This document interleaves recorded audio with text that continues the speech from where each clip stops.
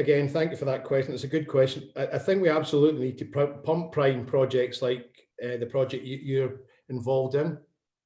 Again, I come from a rural community. We have battery projects down in some small communities to try and address the fuel poverty issue with off-grid homes. So we have projects where we put Tesla batteries in people's houses so they can take electricity when it's cheap or free, or even get paid to take electricity off the grid to balance the grid, which is something that's becoming more and more possible through smart meters and whatever.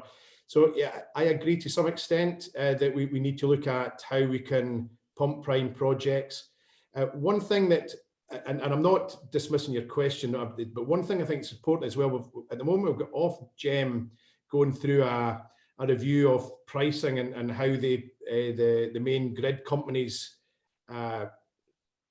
ensure resilience, but also ensure that the grid grows to allow individual solar or hydro schemes onto the grid.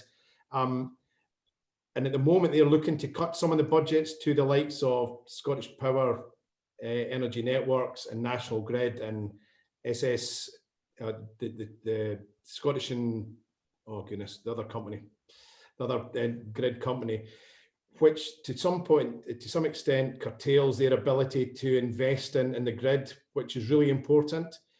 So I know there's myself and other political parties have written to Ofgem to ensure that they consider how important is investing in the grid to allow small scale renewable energy projects to get access. So that's something that I'm involved in at the moment.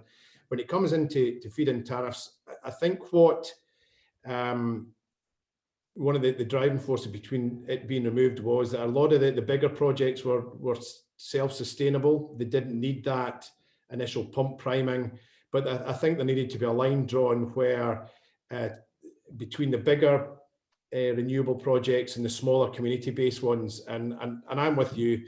I would like to see incentives for hydro and solar and potentially battery storage in the future, or small-scale hydrogen production, and those can be incentivized by feed-in tariffs, absolutely.